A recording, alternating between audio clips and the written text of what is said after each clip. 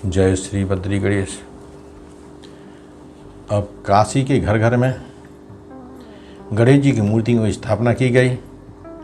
वह डुंडी राज गणेश जी के नाम से प्रसिद्ध हुए। काशी नरेश ने भी गणेश जी की मूर्ति की स्थापना करवाई और महर्षि कश्यप ने भी गणेश जी की मूर्ति की स्थापना की। जब सभी असुरों का अंत हो गया तो उसके पश्चात काशी राज और उनके मित्र राजाओं ने विनायक का पूजन और स्तुति की तथा दूसरे दिन उन्होंने सभी मंत्रियों से कहा, मैं विनायक देव को युवराज का विवाह करने के लिए इनके माता पिता से मांग कर लाया था, किंतु बहुत समय तक असुरों के आक्रमण होते रहने के कारण युवराज का विवाह संपन्न नहीं हो सका और विनायक को इनके माता पिता के पास नहीं लौटा सके। यद्यपि काशी में इनका निवास हमारी सुख समृद्धि और अभयता का कारण रहा है, तो भी इनके माता पिता को इनके घर ना लौटने के कारण चिंता हो रही होगी। इसलिए हमें शीघ्र ही युवराज का विवाह करके इन्हें पहुंचा देना चाहिए। सभी मंत्रियों ने महाराज की बात का समर्थन किया। सर्वत्र युवराज के विवाह के निमंत्रण पत्र भेजे गए। मगधपति भी अपनी कन्या को लेकर वहीं आ गए। विनायक देव ने विवाह कार्य संपन्न कराया। कई दिनों तक उत्सव मनाया जाता रहा।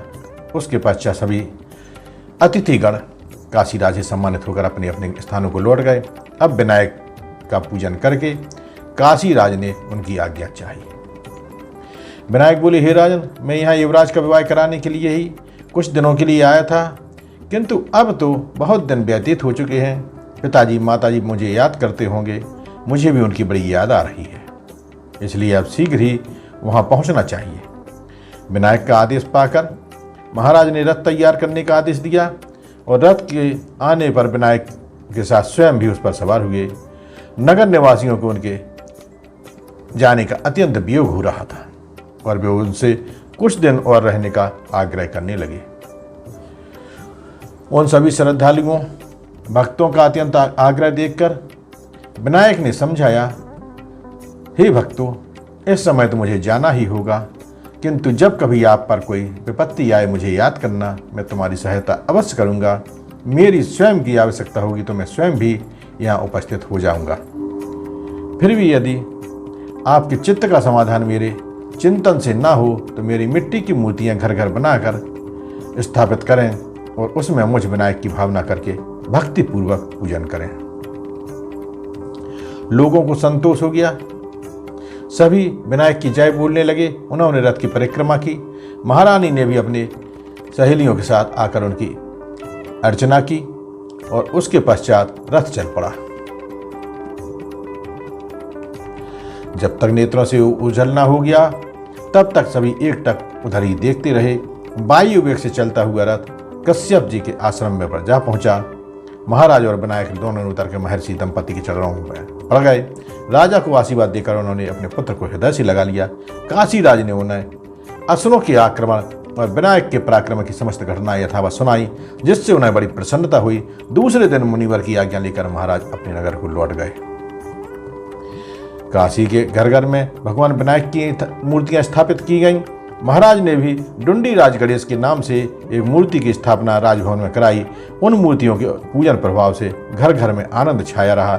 जिसने जो भी कामना की वही पूरी हुई। और इधर आश्रम में माता पिता के पास रहते हुए विनायक को कुछ ही दिन व्यतीत हुए थे।